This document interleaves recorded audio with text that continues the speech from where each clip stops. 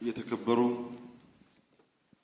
አቶ ታገሰ ጫፎ የህዝብ ተወካዮች ምክር ቤት አፈ ጉባኤ፣ የተከበሩ አቶ አደም ፋራህ የፌዴሬሽን ምክር ቤት አፈ ጉባኤ፣ የተከበራችሁ የክልል ርዕሳነ መስተዳድሮች፣ ክቡራን ሚኒስትሮች እንዲሁም የብልጽግና ከፍተኛ የሥራ ኃላፊዎች ለዚህ በግልጽ ብልጽግና የቆመለትን ዓላማና ሐሳብ ለህዝባችን የምንገልጽበትና የምርጫ ስርዓቱ በሰለጠነ መንገድ የሚጀምርበትን ዕለት ለማብሰር እዚህ የተገኛችሁ እንግዶች በሙሉ እንኳን ደስ ያላችሁ፣ እንኳን ደስ ያለን ማለት እፈልጋለሁ።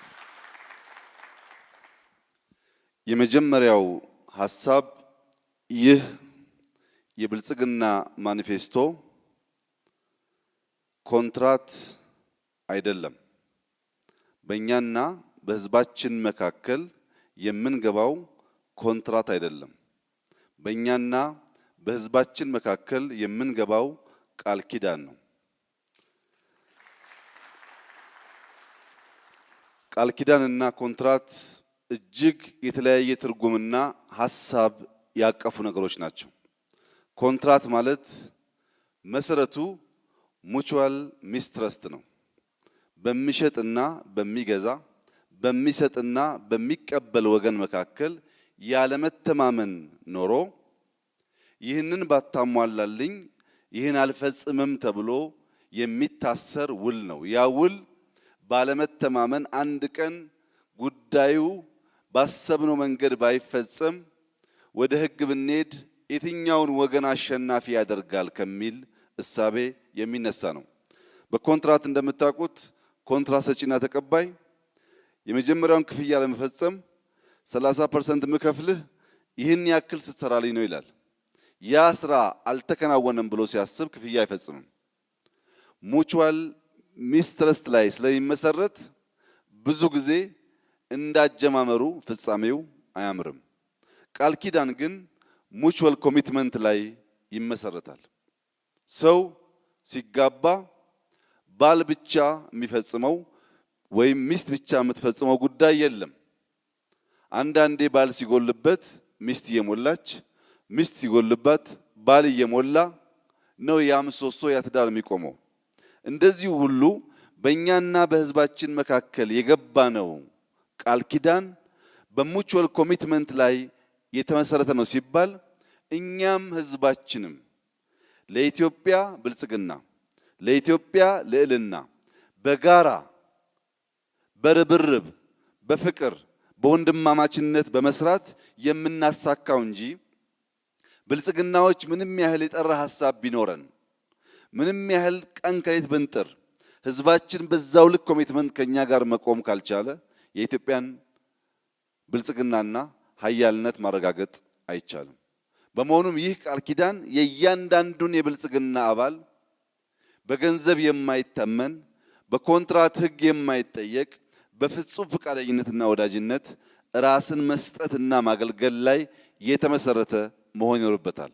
ያንን በማድረግ መላው የኢትዮጵያ ህዝብ እንደኛው ኮሚትመንት ወስዶ በሚሰራው ስራ የምናስባትን ኢትዮጵያ ማምጣት የምናስባትን ኢትዮጵያ ለትውልድ ማውረስ እንችላለን። በመሆኑም ይህ ቃል ኪዳን በእያንዳንዳችን ልብ ውስጥ ከህዝባችን ጋር ሳይናወጥ በመጠየቅ ስሜት ሳይሆን በማድረግና በመርካት ስሜት የምንፈጽመው መሆኑን ሁላችሁም እንድትገነዘቡ ፈልጋለሁ። ሁለተኛው ሐሳብ ይህ ሰነድ ድርሰት አይደለም። ብዙ የሚፎካከሩን ፓርቲዎች ድርሰት እያዘጋጁ ነው። ፖሊሲ ድርሰት መሆን አይችልም። ማኒፌስቶ ድርሰት መሆን አይችልም። ከአንድ ዓመት በላይ ዝርዝር ዳታ ሲሰበሰብ ከምሁራን ከወጣቶች ከተለያየ የህብረተሰብ ክፍል ጋር ስንወያይበት ቆይተን ለ5 ዓመት የምንገባው ኪዳንና ለ10 ዓመት የሚኖረን የብልጽግና ፍኖታችን ተናበውና ተመሳክረው ቺን ሀገር ካለችበት ሁኔታ ወደሚቀጥለው ማሸጋገር የሚችሉ ትላልቅ ሐሳቦች በውስጡ የያዘ ነው። አሁን ከአንድ ወር በኋላ እኔም የትምህርት ፖሊሲ አለኝ እኔም የጤና ፖሊሲ አለኝ የሚል ኃይል ቢኖር ያ ድርሰት እንጂ ፖሊሲ መሆን አይችልም። ፖሊሲ በሰፊ ፖሊሲ በሰፊ የዳታ ማሰባሰብ ዳታን አናላይዝ በማድረግ የባለፈውን ችግር መመርመር፣ መገምገም ከዚያም መማርና ነገን በብሩህ ተስፋ መሰነቅና መንደፍ የሚጠይቅ ስለሆነ እኛ ያዘጋጀናቸው ፖሊሲዎች በብልጽግና የውድድር ማኒፌስቶ የተቀመጡ ሐሳቦች በእያንዳንዱ እቅዳችን ውስጥ ያሉ መላው አባላችን የሚያውቃቸው ከህዝባችን ጋር እንዳስፈላጊነቱ የተወያየንበት ወደፊትም በዚሁ አግባብ እየተወያየን የምናሰፋው የምናሳድገው እንዲሁም የምንተገብረው ሰነድ ነው። ሁላችሁም እንደምታውቁት ብልጽግና ጆሮ አለው። ብልጽግና አይኑ የንስር አይን ነው። ብልጽግና አፉ ቁጥብ ነው። ብልጽግና አፉ ቁጥብ የሆነበት ዋናው ምክንያት ሼክስፒር እንዳለው በኪሳችን ውስጥ የሚገኝ ሳንቲም ድምፁና ክብደቱ አያስቀምጥም። ይንኮሻኮሻል፣ ይረብሻል። በኪሳችን ውስጥ ያለ የ200 ብር ኖት ግን በዝምታና በመጎስ ይቀመጣል። ሳንቲሙንና 200 ብር ኖት የሚለያቸው ገበያ ሲወጡ ነው። የሚንጫጫው ሳንቲም አንዲት ዳቦ አይገዛም። ባለግርማ መጎሱ ኖት ግን ባይናገርም ባይንጫጫም ባይረብሽም ሲወጣ በገበያ ላይ ትርጉም ያለው ነገር ያደርጋል። እኛ አፋችን ቁጥብ ሆኖ በተግባር የምንናገረውን የምንፈጽም ስብስቦች መሆን አለብን። ባለፉት 3 ዓመታት መላው የኢትዮጵያ ሕዝብ እና የዓለም ሕዝብ የሚገነዘበው ብልጽግና የተናገረውን የሚያደርግ የጀመረውን የሚጨርስ ፓርቲ መሆኑን ነው። የጀመርናቸውን ለማመን የሚከብዱ ስራዎች ጨርሰናል። ለምሳሌ የህዳሴ ግድብን ብንወስድ በነበርንበት የለውጥ ጉዞ ሁኔታ ማንም ሰው በባለፈው ዓመት ውሃ ሸክፈን ለወዳጅም ለጠላትም ግልጽ የሆነ መልእክት እንደምናስተላልፍ የሚያምን እምብዛም ብዙ ሰው አልነበረም። ነገር ግን ቃል ገብተናልና በቃላችን መሰረት የህዳሴን ግድብ ለኢትዮጵያ አርሶ አደሮች፣ ሴቶች እንዲሁም የነገ ተስፋ ለሆኑ ወጣቶች ብሩህ ብርሃን መፍጠር እንዲችል አምፖላችን ከብርሃን መሻታችን ጋር የሚያያዝ ስለሆነ ባልነው ቃል መሰረት ህዳሴን ለኢትዮጵያ ሕዝብ የዚያን ዓመት ክንውን በገባነው ቃል መሰረት ፈጽመን ማሳየት ችለናል። ከህዳሴው በተጨማሪ ዩኒቲ ፓርክ ስንጀምር ያልቃል ያለ አልነበረም። እንጦጦ ፓርክ ስንጀምር ያልቃል ያለ አልነበረም። ሸገር የወንድማማችነትን አደባባይ ስንጀምር ያልቃል ያለ አልነበረም። አብዮት አደባባይ ስንጀምር ያልቃል ያለ አልነበረም። እኛ መጀመር ብቻ ሳይሆን መጨረስ የምንችል መሰረተ ድንጋይ የምናስቀምጥ ሳይሆን ስራ የምንጀምርና የጀመርነውን ቀን ከሌት በመከታተል በመጨረስ የኢትዮጵያን ብልጽግና እውን ለማድረግ የምንችል የምንሻ ስብስቦች መሆናችን ባለፉት 3 ዓመታት በተግባር ማሳየት የቻለ ከብዙ ፈተናና መከራ የተማረ ፓርቲ መሆኑን መላው የኢትዮጵያ ሕዝብ የሚገነዘበው ይመስለኛል። ከነዚህ ውጪ በደቡብ ብቻ በከምባታ፣ በሃዲያ፣ በሃላባ፣ በዳውሮ እንዲሁም በከፋ ዞኖች ከህዝብ ጋር በነበረን ውይይት የሚነሱ ጥያቄዎች የመንገድ፣ የጤና፣ የውሃ ጥያቄዎች ብልጽግና በምን ፍጥነት መመለስ እንደሚችል በተግባር ያሳየ ድርጅት ነው። ወደ ሰሜን ብንሄድ በተለይ ወሎ ለረጅም ጊዜ የመንገድ እጦት ወሳኝ መሰረተ ልማት ችግር ያለበትና መልማት የሚሳነው አካባቢ ሆኖ ቆይቶ በብልጽግና ባለፉት 2 ዓመታት ብቻ በወሎ ከአፋር፣ ከትግራይ፣ ከተለያዩ ዞኖች የሚያገናኙ እጅግ ለልማት ወሳኝ የሆኑ ለረጅም ዓመታት ሲጠየቁ የነበሩ መንገዶች በሰሜን ሸዋ እንደዚሁ በባህር ዳር ጣናን የሚያሻግርና ከጎንደር ጋር የሚያገናኘው ድልድይ እንደዚሁ በብዙ ቦታ የልማት ጥያቄዎችን የህዝብ ጥያቄዎችን በማድመጥ መመለስ የቻለ ፓርቲ ነው። ይህንን ልምምዱን አጠናክሮ በሁሉም ዘርፍ የኢትዮጵያን ፍላጎትና የኢትዮጵያን ልዕልና ማረጋገጥ የሚችልበትን አቅጣጫ በነደፈው አግባብ ልክ መስራትና መፈጸም የሚችል ያንም ማሳየት የቻለ ፓርቲ መሆኑን በኩራት ለሁላችሁ መግለጽ እፈልጋለሁ። ብልጽግና ከልማትና ከፕሮጀክቶች ውጪ ኢህአዴግን አፍርሶ ህብረ ብሔራዊ ፓርቲ እንፈጥራለን ስንል ይህ ጉዳይ ከቃል ያለፈ በተግባር የሚፈጸም ነው ብሎ ያመነ ያሰበ የፖለቲካ ሰው ምሁር አንዳንዴም ከውስጣችንም ጭምር አልነበረም። ኢህአዴግ የሚያክል ግዙፍ በሌብነት በብልሹ አሰራር በዝምድና የተሳሰረ ፓርቲ ፈርሶ ከዚህ ውስጥ በብዙ ወጣቶች እና ራዕይ የሰነቁ ምሁራን ህብረ ብሔራዊ ፓርቲ ይፈጠራል ብሎ ያመነ ያሰበ አልነበረም። ግን ማድረግ ችለናል። ብልጽግና ከመፈጠሩ በላይ እጅግ የሚያስደስተኝና መላው የኢትዮጵያ ህዝብ እንዲገነዘበው የምፈልገው ብልጽግና ፓርቲ ከመሆን በላይ የኢትዮጵያን ህዝብ ከአይዲዮሎጂ እስራት ነፃ ያወጣ ፓርቲ ነው። የማናቀውን ኮሙኒዝም፣ የማናቀውን ሊበራሊዝም፣ የማናቀውን ሶሻል ዲሞክራሲ ከበድ ባሉ ቃላት ህዝቡም ፖለቲከኛውም ሳይገነዘባቸው የሚከራከርበትን አውድ ሰብረን ከሌሎች ሀገራት የምንማረውን ተምረን የኛ የሆነውን የመደመር መንገድ መፍጠር የቻልንና መላው የኢትዮጵያን ህዝብና ፖለቲከኞች ከአይዲዮሎጂ እስራት ነፃ ማውጣት የቻልንበት ሁኔታም በተግባር ማሳየት የቻለ ፓርቲ ነው። ከኢኮኖሚ አንጻር ብዙ ችግር የነበረብን ቢሆንም የገንዘብ ኖቱን ቀይረን አብዛኛውን የኢኮኖሚ ስብራት በመቅረፍ የዕዳ ጫና የኢትዮጵያ መበደር የማትችልና ሃይ ሪስክ ተብላ የተፈረጀች ሀገር ያንን ማቃለል፣ የውጭ ምንዛሪ ክምችታችንን ማሳደግ፣ ኤክስፖርታችንን ማሳደግ፣ ገቢዎቻችንን ማሳደግ፣ አንዳንድ ሴክተሮች ላይ የነበሩ ድካሞች ቀንሰን በተለይም በማይኒንግ በእርሻ አካባቢ ወጣ ያሉ ስራዎች በመስራት ከፍተኛ የልማት ግብዓት እንዲሆኑ ማድረግ እንችላለን።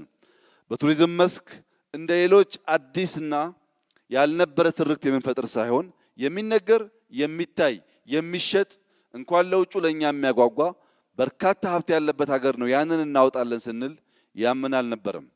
የገንዘብ ኖት መቀየር ተችሏል። የዕዳ ጫናን በተወሰነ ማቃለል ተችሏል። ከሃይ ሪስክ ውስጥ ኢትዮጵያን ማስወጣት ተችሏል። በኮሮናን ጊዜ ቢሆን ዓለም የኢኮኖሚ እድገት የማይታሰብ ባለበት ወቅት የኢትዮጵያን የኢኮኖሚ እድገት በእድገት ትራጀክተሪ ማስቀጠል የቻለ ፓርቲ በመሆኑ ከዚህም አንፃር የጀመርናቸውን የተግባር ልምምድና ዕውቀት ወደ ማስፋትና ወደ ላቀ ውጤት ማስመዝገብ ከቻል ኢትዮጵያን ወደ ብልጽግና ማማ ማውጣት የሚቻል መሆኑን በኢኮኖሚው ዘርፍም ማሳየት የቻለ ድርጅት ነው።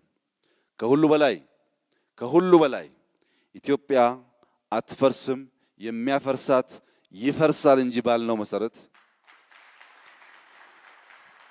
ኢትዮጵያን ለማፍረስ የሚፈልጉ የፈረሱበት የኢትዮጵያ ህልውናና ቀጣይነት በግልጽ የታየበት ባልነው ልክ አፍራሾችን ማፍረስ እንጂ ሀገራችንን ለማፍረስ የሚሹ ኃይሎችን ለመሸከም ዝግጁ ያልሆን መሆናችንን በተግባር ያሳየንበት ነው። ብልጽግና እንደተባለው ለሁሉም በሁሉም ከሁሉም የሆነ ፓርቲ ነው። ብልጽግናን ኢትዮጵያ ውስጥ ማረጋገጥ ከፈለግን፣ ኢትዮጵያን በልዕልና ማማ ማቆም ከፈለግን፣ ኦሮሞም፣ አማራም፣ ትግሬም፣ ሲዳማም፣ ሶማሌም፣ አፋርም፣ ወላይታም፣ ስልጤም፣ ጉራጌም ሌሎች ህዝቦችም በእኩልነት የሚሳተፉበት በእኩልነት የሚጠቀሙበት ማድረግ ካልቻል ቢበዛ የ25 ዓመት ብልጠት እንጂ ዘላቂ ድል ማምጣት አንችልም።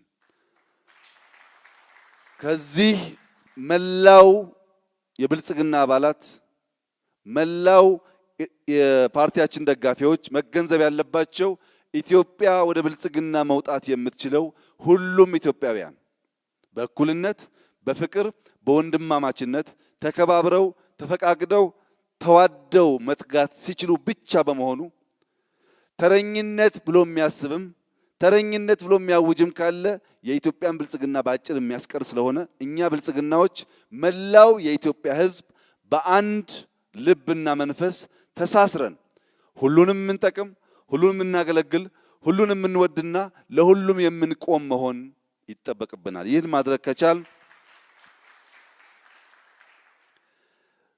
በኢኮኖሚ ዘርፍ ብዝሃ ተዋናይና ተጠቃሚ በሚል የተገለጸው በተለይ በግብርናው የምንፈልገው ነገር በቀላል ቋንቋ በማኒፌስቶ ተቀምጧል። ሶስቱ መዎች በሚል የመጀመሪያው ኢትዮጵያ ራሷን መመገብ አለባት። በቂ ውሃ አለን፣ በቂ መሬት አለን፣ በቂ የሰው ኃይል አለን። የሌለንን ትራክተር፣ የሌለንን ፓምፕ፣ የሌለንን እውቀት በማከል ራሳችንን ለመመገብና ለምግብ እጃችንን ወደ ሌላ ቦታ መዘርጋት ማቆም የሚያስችል ስራ መስራት ይኖርብናል። ሁለተኛው መዋቅራዊ ሽግግር ነው። በቡሬ እንዳያችሁት የነበረው አግሮ ኢንዱስትሪ አሁን በሲዳማ ክልል የሚታየው ቀጥሎም በኦሮሚያ በሁሉም ክልሎች እና አካባቢዎች የአግሮ ኢንዱስትሪያል ፓርክ አስፋፍተን የግብርና ግብአቶች ወደ ኢንዱስትሪ ምርትነት የሚሸጋገሩበትንና ለሀገር ውስጥም ለውጭ ገበያም የሚውልበትን አቅም መፍጠር ይኖርብናል። ሶስተኛው ምንዛሬ ነው። ግብርና ገንዘብ እንደሚያመጣ ከኢትዮጵያ በላይ የሚያውቅ የለም። በአንድ በኩል ቡና እየላክን የውጭ ምንዛሬ እናመጣለን፣ በሌላ በኩል ስንዴ እያስገባን የውጭ ምንዛሬ እናጣለን። ግብርና ከውጭ የምንገዛውን ማስቀረት የሚችል በውስጥ ያመረትነውን ደግሞ ልከን ተጨማሪ ሀብት ማግኘት የሚያስችል ሴክተር ስለሆነ በዘንድሮ በበጋ የኢሪጌሽን ግብርናችን በብዙ ሺህ ሄክታር የሚቆጠሩ ስንዴዎች ማልማት ጀምረናል። ይህን በሁሉም ቦታ በማጠናከር በማስፋት የሚመግበን መዋቅራዊ ሽግግር የሚያመጣና ምንዛሪ የሚያመጣ ማድረግ አለብን። ሁላችሁም እንደምታውቁት ሰፋፊ ግድቦች እየሰራን ነው፣ ማብዛት ይኖርብናል። ያም በማድረግ ግብርናችንን ከቀየርን ይህንን ካላደረጋችሁ 10 ብር አንልክላችሁ፣ ይህንን ካልፈጸማችሁ እንዲህ አናደርግላችሁ የሚሉ ሰዎችም ትንሽ ሰብሰብ ብለው ኢትዮጵያና ኢትዮጵያዊነትን የሚያከብሩበት ሁኔታ መፍጠር ስለሚቻል ግብርና በሶስቱ ታጅቦ ዘላቂ የብልጽግና ጉዟችን የሚያረጋግጥ አንዱ ግብአት መሆን ይጠበቅበታል። ከከተማ አንጻር በሶስት አይ ነው ያስቀመጥነው። የመጀመሪያው አይ ኢንፍራስትራክቸር ነው። ከተማ ውስጥ መሰረተ ልማት ችግር አለ፣ ከፍተኛ የቤት ችግር አለ፣ የመንገድ ችግር አለ፣ የውሃ ችግር አለ፣ የጤና ችግር አለ። እነዚህን ችግሮች መፍታት የሚያስችል ኢንፍራስትራክቸር ላይ ያተኮረ ስራ በከተሞች መስራት ይኖርብናል። ሁለተኛው አይ ኢንዱስትሪ ነው። ከተሞች በአግሮውም በቴክስታይሉም በሃይቴኩም ማኒፋክቸሪንግ ላይ ካላተኮሩ በስተቀረ በከተማ የተከማቸውን ወጣት ስራ ሲይዘው ገንዘብ አምጥተው ቀጣይነት ያለው እድገት ማረጋገጥ ያስቸግራል። በመሆኑም ኢንዱስትሪያላይዝ ማድረግ ከተሞቻችንን ሁለተኛው አይ የሚይዘው ስራ ይሆናል። ሶስተኛው ኢንኩቤሽን ነው። የፈጠራ ስራዎች እንዲያድጉ፣ ወጣቶች ተደራጅተው ስራ መስራት እንዲችሉ፣ ስራ እንዲያገኙ፣ የፈጠራ ስራዎች ለሀገር ውስጥና ለውጭ ጥቅም መዋል እንዲችሉ ኢንኩቤሽን ሴንተር ማስፋት በከተሞቻችን ላይ አተኩረን እንሰራለን። ይህን በምናደርግበት ሰዓት ስራ አጥነት ይቀንሳል፣ የኑሮ ሁኔታችን ይሻሻላል፣ ኢንካማችን ያድጋል፣ በከተሞች ያለው የኑሮ መስተጋብር የተሳለጠ ይሆናል። ይህን በማድረግ በከተማና በገጠር የምንሰራው ስራ በተለይ በቱሪዝም መስክ ከፍተኛ ትኩረት ሰጥተን አደረጃጀቱን ቀይረን ከሰሜን እስከ ምዕራብ ከደቡብ እስከ ምስራቅ ኢትዮጵያ ውስጥ ታይቶ የማይጠገቡ የተፈጥሮና የታሪክ ሀብቶች ስላሉ እነዚህን እያወጣን መጀመሪያ እኛ ኢትዮጵያውያን የኢትዮጵያን ልክ እንድናቅ፣ ቀጥሎ ሌሎች ደግሞ አይተው ገንዘብ እንድናገኝበት በትኩረት የምንሰራበት መስክ ይሆናል። በድምሩ በሚቀጥለው ስድስተኛው ሀገራዊ ምርጫ የብልጽግና ማኒፌስቶና ሐሳቤ በግልጽ የተቀመጠ ቢሆንም ዋናው ፍላጎታችን ግን ኢትዮጵያ እና ኢትዮጵያውያንን አሸናፊ የሚያደርግ ምርጫ ማድረግ ነው። ኢትዮጵያና ኢትዮጵያውያን አሸናፊ የሚያደርግ ምርጫ ማድረግ ማለት ሰላማዊ፣ ዴሞክራሲያዊ፣ ሁሉም በነጻነት የሚሳተፍበት በሐሳብ ልዕልና የሚመረጥ ወይም የሚወድቅበት ሁኔታ መፍጠር ያስፈልጋል። የሚፎካከሩን ፓርቲዎች ከወዲሁ ምርጫ ማሸነፍ ተስፋ የለውም፣ ከምርጫ መውጣት ይሻላል ብለው የሚያስቡ ይኖራሉ። ለነሱ ያለኝ ምክር በምርጫ መወዳደር እና ሐሳባቸውን መሸጥ ይሻላል። ምክንያቱም እንደከዚህ ቀደሙ አይነት ምርጫ የማድረግ ፍላጎት መንግስትም ብልጽግናም ስለሌለው ለህዝብ በሰጠነው ሐሳብና ተስፋ ልክ ህዝባችን መርጦን በፓርላማ በመንግስት በተለያየ ስፍራ ልዩ ልዩ ድምጾች እንዲሰሙ ማድረግ ከሁሉም ፓርቲዎች የሚጠበቅ ስለሆነ ሁሉም አሁን የሚታያቸውን ችግርና የመሸነፍ ስሜት አሸንፈው በምርጫው እንዲወዳደሩ በእኛ በኩል ደግሞ